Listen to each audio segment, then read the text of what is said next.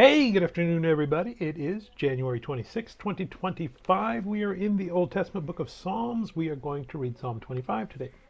A plea for deliverance and forgiveness, a psalm of David. All right. Now, this psalm is what's called a lament song. So it starts with some strong feelings of despair, hopelessness, stuck in the feel bads, however you want to put it. Now, most laments usually end up in a happier place than this one does. This one just kind of ends up with, well, I'm still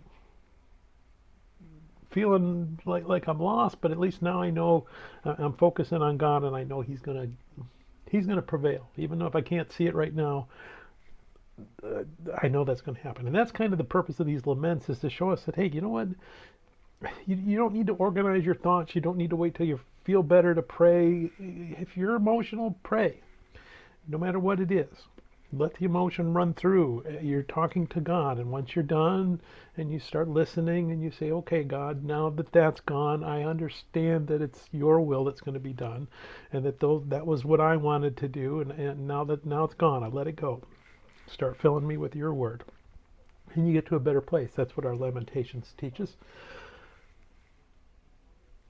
This is also what's called an acrostic psalm. What does that mean? Well, it starts with the first letter of the first verse is the first letter of the Hebrew alphabet. Second verse is the second letter, third letter, fourth letter, so on, so forth, all the way through the alphabet. Now, this makes a couple mistakes. It skips a letter and it doubles up a couple letters, and I don't remember exactly which ones. But the idea was there, and we'll see that a few times in the psalm. So that was a device that they would use, go through the alphabet to start each verse, and maybe go back the reverse way or start again. People still do that. That puppy love, where you take your love's name and you write a word, you write it out, and then you start a line with every letter of their name. Same principle.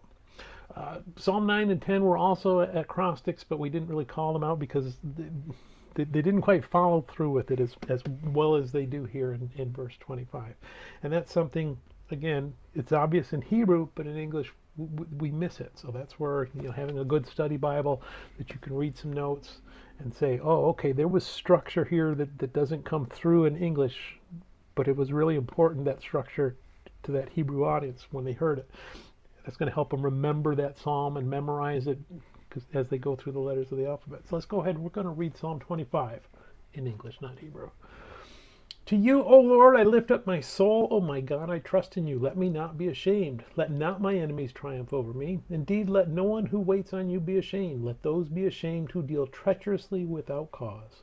Show me your ways, O Lord. Teach me your paths. Lead me in your truth and teach me, for you are the God of my salvation. On you I wait all the day.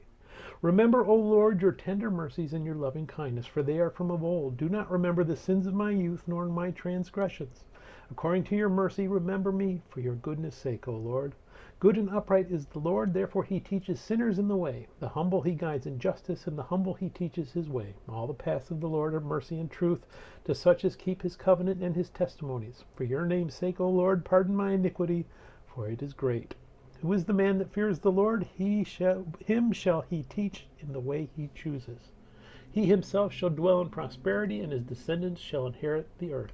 The secret of the Lord is with those who fear him, and he will show them his covenant. For my eyes are ever toward the Lord, for he shall pluck my feet out of the net. Turn yourselves to me and have mercy on me, for I am desolate and afflicted. The troubles of my heart have enlarged. Bring me out of my distresses. Look on my affliction and my pain, and forgive all my sins. Consider my enemies, for they are many, and they hate me with cruel hatred. Keep my soul and deliver me. Let me not be ashamed, for I put my trust in you. Let integrity and uprightness preserve me, for I wait for you.